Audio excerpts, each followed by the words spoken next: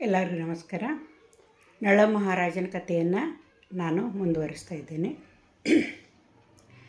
ನಳ ಮಹಾರಾಜ ಏನಂತಂದ್ರೆ ಅಯೋಧ್ಯೆಗೆ ಬರ್ತಾನೆ. ಋತುಪರ್ಣನಲ್ಲಿಗೆ ಋತುಪರ್ಣ ಇದ್ದವ ಅವನ ಆ ರಾಜ ಅವನಿಗೆ ಅಶ್ವಕ ಅಂತಂದು ಹೇಳಿ ನೇಮಕ ಮಾಡ್ಕೊತಾನೆ.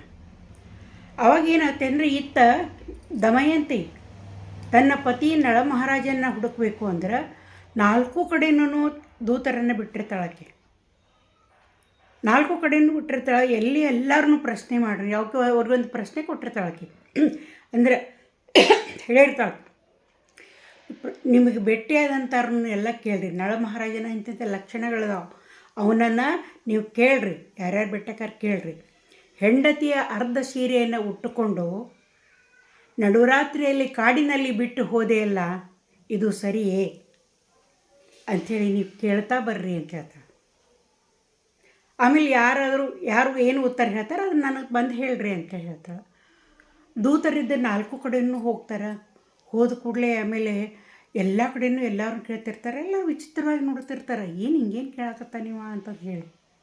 ಆದರೆ ಅಯೋಧ್ಯೆಗೆ ಹೋದಂಥ ಒಬ್ಬ ಗೂಢಚಾರ ಬರ್ತಾನೆ.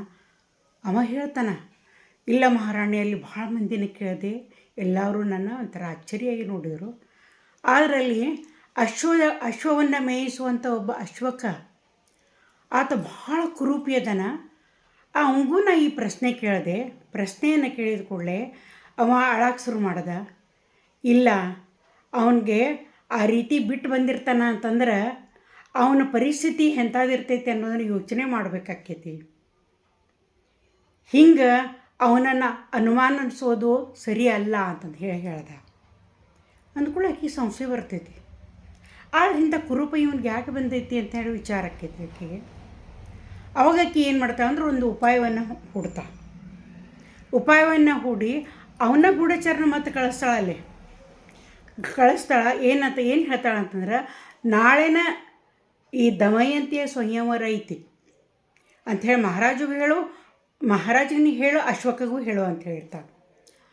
ಆ ಮಹಾರಾಜ ಋತುಪರ್ಣ ಅವನು ಕೂಡ ದಮಯಂತಿಯ ಸೌಂದರ್ಯದ ವರ್ಣನೆಯನ್ನು ಕೇಳಿರ್ತಾನವ. ಅವನು ಸ್ವಯಂವರದೊಳಗೆ ಭಾಗವಹಿಸಬೇಕು ಅಂತಂದು ಹೇಳಿ ಅವನು ತಯಾರಾಕ್ಕಾನ.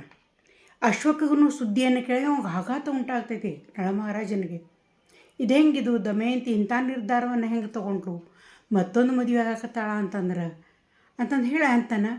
ಅವಾಗ ಈ ಅಶ್ವಹೃದಯ ಅಂದ್ರೆ ಈ ಕುದುರೆಗಳ ಬಗ್ಗೆ ಒಳ್ಳೆಯ ಜ್ಞಾನ ಇರ್ತೈತಲ್ಲ, ನಳ ಮಹಾರಾಜನ ಕಡೆ ನಾ ಅಶ್ವಕ ಆಗಿದ್ದೆ ಅಂತ ಹೇಳಿರ್ತಾನೆ. ಆ ಕುರೂಪಿ ಇದ್ದಂಥ ಬಾಹುಕ, ಅವನ ಹೆಸರು ನಳ ಮಹಾರಾಜಂದ ಬಾಹುಕ ಅಂತ ಇಟ್ಕೊಂಡಿರ್ತಾನೆ ಹೆಸರು. ಅವನನ್ನು ಋತುಪರ್ಣ ಕರಿತಾನೆ. ಇಲ್ಲ, ನಾಳೆ ನಿಷೇಧ ರಾಜ್ಯಕ್ಕೆ ನಾವು ಹೋಗ್ಬೇಕು ಸ್ವಯಂವರಕ್ಕೆ ಅಂತ ಹೇಳ್ತಾನೆ. ಆಮೇಲೆ ಅವಾಗ ಅವ ಏನು ಮಾಡ್ತಾನೆ, ಬಾಹುಕ ಆಗಲಿ ಅಂತಾನೆ ಒಳ್ಳೆಯ ಕುದುರೆಗಳನ್ನು ಆರಿಸ್ಕೊತಾನೆ. ರಥಕ್ಕೆ ಹೂಡಿ ಋತುಪರ್ಣನನ್ನು ಇಷ್ಟು ವೇಗವಾಗಿ ಕರ್ಕೊಂಡು ಹೋಗ್ತಾನಲ್ಲ. ಋತುಪರ್ಣ ಆಶ್ಚರ್ಯಕ್ಕೈತಿ, ಇಷ್ಟು ವೇಗವಾಗಿ ಕುದುರೆಯನ್ನು ನಡೆಸುವಂಥವನು ಅಂತಂದ್ರೆ ನಳ ಮಹಾರಾಜ ಒಬ್ಬನ ಅಂತಂದು ಹೇಳಿ ನಾ ಕೇಳಿದ್ದೆ. ನಿನಗೆ ಈ ಅಶ್ವಹೃದಯದ ಈ ಒಂದು ಜ್ಞಾನ ನಿನಗೆ ಎಲ್ಲಿಂದ ಬಂದೈತಿ ಅಂತೇಳಿ ಕೇಳ್ತಾನೆ. ದಾರಿಗಳು ಸ್ವಲ್ಪ ಹೊತ್ತಿಗೆ ವಿಶ್ರಾಂತಿಯನ್ನು ನಿಲ್ತಾರೆ. ವಿಶ್ರಾಂತಿಗೆ ನಿಂತಂಥ ಹೊತ್ತಿನೊಳಗೆ ಆವಾಗ ನಳ ಮಹಾರಾಜ ಏನಂತಂದ್ರೆ ತನ್ನ ಅಂದರೆ ಅಶ್ವಹೃದಯವನ್ನು ನನಗೆ ಬರ್ತೈತಿ ಅಂತಂದು ಹೇಳಿ ಜ್ಞಾನವನ್ನು ಅವ್ನು ಹೇಳ್ತಾನೆ. ಆವಾಗ ಏನು ಹೇಳ್ತಾನೋ ಅಂತಂದ್ರೆ ಋತುಪರ್ಣ, ನನಗೆ ಈ ಪಗಡೆ ಆಟ ಅದಕ್ಕೆ ಅಕ್ಷಹೃದಯ ಅಂತ ಕರೀತಾರೆ. ಪಗಡೆ ಆಟವನ್ನು ಹೆಂಗೆ ಆಡ್ಬೇಕು ಅನ್ನುವಂಥದ್ದು ನನಗೆ ಗುರ್ತೈತಿ ಅಂತ ಇವಾಗ ಕಲಿಸ್ತಾನೆ, ಅವಾಗ ಕಲಿಸ್ತಾನೆ. ಇಬ್ಬರು ಇಷ್ಟು ವೇಗವಾಗಿ ನಳ ಮಹಾರಾಜ ಇದನ್ನು ರಥವನ್ನು ತೊಗೊಂಡ್ಬರ್ತಾನೆ. ದಮಯಂತಿ ಎದ್ದಕ್ಕೆ ಅರಮನೆಯ ಮೇಲ್ಭಾಗದೊಳಗೆ ನಿಂತು ನೋಡ್ತಾ ಇರ್ತಾಳೆ. ದೂರದೊಳಗೆ ರಥ ಬರೋದು ಕಾಣಿಸುತ್ತೆ. ಇಷ್ಟು ವೇಗವಾಗಿ ಆಕೆ ಗುರ್ತಾಕೈತಿ. ಇಷ್ಟು ವೇಗವಾಗಿ ಓಡಿಸವ ಅಂತಂದ್ರೆ ನಳ ಮಹಾರಾಜನ ಇರಾಕಬೇಕು. ಆಮೇಲೆ ಅಲ್ಲಿ ಬಂದು ನೋಡ್ತಾರೆ, ಸ್ವಯಂವರದ್ದು ಯಾವ ಚಿಹ್ನೆಯೂ ಇರೋದಿಲ್ಲ, ಏನೂ ಸಡಗರ ಇರೋದಿಲ್ಲ, ಏನೂ ಇರೋದಿಲ್ಲ. ಅವರು ಋತುಪರ್ಣ ಅಲ್ಲಿ ರಾಜನ ಕಡೆ ಬರ್ತಾನೆ. ರಾಜ ಏನು ಮಾಡ್ತಾನೆ ಅಂತಂದ್ರೆ ಒಂದು ಇದರೊಳಗೆ ಅರಮನೆ ಒಂದು ರೂಮ್ನೊಳಗೆ ಒಂದು ವಿಶ್ರಾಂತಿಯಾಗಿ ನಿಲ್ಲಿಸ್ತಾನೆ. ಆಮೇಲೆ ಈ ಬಾಹುಕನನ್ನು ನೋಡ್ತಾಳೆ ದಮಯಂತಿ. ಅವಾಗ ಆಶ್ಚರ್ಯಕ್ಕೈತಿ, ಇಷ್ಟು ಕುರೂಪ ಹೆಂಗೆ ಬಂದೈತಿ ನನ್ನ ಗಂಡನಿಗೆ ಅಂತ. ಅವ್ರು ಪರೀಕ್ಷೆ ಮಾಡಬೇಕು ಅಂತಂದು ಹೇಳಿ ಏನು ಮಾಡ್ತಾಳೆ ಅಂದರೆ ಆಕೆಗೆ ಅವನ ಎಲ್ಲ ಚರ್ಯಗಳನ್ನು, ಅಂದರೆ ಅವನ ಎಲ್ಲ ದಿನಚರಿಯನ್ನು ಆಕೆ ಏನು ಮಾಡ್ತಾಳೆ ಅಂತಂದ್ರೆ ಅವನ ಏನೇನು ಮಾಡ್ತಿರ್ತಾರಲ್ಲ ಅದನ್ನೆಲ್ಲ ಭಾಳ ಸೂಕ್ಷ್ಮವಾಗಿ ಅವಲೋಕನ ಮಾಡ್ತಾ ಇರ್ತಾಳೆ ಆಕೆ. ಆಮೇಲೆ ಆಕೆಗೆ ಸಂಶಯ ಬರ್ತೈತಿ, ತನ್ನ ಇಬ್ಬರು ಮಕ್ಕಳನ್ನು ಒಂದು ಕಡೆ ಕಳಿಸ್ಕೊಡ್ತಾಳೆ. ಕಳಿಸ್ಕೊಟ್ರಂತ ಹೊತ್ತಿನೊಳಗೆ ಆವಾಗ ತಡ್ಯಾಕಾಗೋದಿಲ್ಲ, ಗಟ್ಟಿಯಾಗಿ ಅವ್ರನ್ನ ತಬ್ಬಿಕೊಂಡು ಅಳಕ್ಕೆ ಶುರು ಮಾಡ್ತಾನೆ. ಆವಾಗ ದಮಯಂತಿ ಬರ್ತಾಳೆ, ಏನದು ಮಹಾರಾಜ, ಯಾಕೆ ಹಿಂಗಾಗಿತ್ತು ನಿಮ್ಮ ಗತಿ ಅಂದ್ಕೊಳ್ಳಿ. ಆವಾಗ ಎಲ್ಲ ಹೇಳ್ತಾನೆ. ಹೇಳಿದ ಕೂಡಲೇ ಆ ವಸ್ತ್ರವನ್ನು ಹೊತ್ಕೊತಾನೆ. ಪುನಃ ಅವನಿಗೆ ಮೊದಲಿನ ರೂಪ ಬರ್ತೈತಿ. ಆವಾಗ ಇಬ್ಬರು ಏನಂತಂದ್ರೆ ನಿಷೇಧ ರಾಜ್ಯಕ್ಕೆ ಹೋಗ್ತಾರೆ. ಅವನ ಋತುಪರ್ಣನಿಂದ ಪಗಡೆ ಆಟವನ್ನು ಕಲ್ತಿರ್ತಾನೆ, ಅದರ ಒಳಗುಟ್ಟುಗಳನ್ನು ಕಲ್ತಿರ್ತಾನೆ. ಮತ್ತೊಮ್ಮೆ ಪುಷ್ಕರನಿಗೆ ಕರೀತಾನೆ ಪಗಡೆ ಆಟಕ್ಕೆ.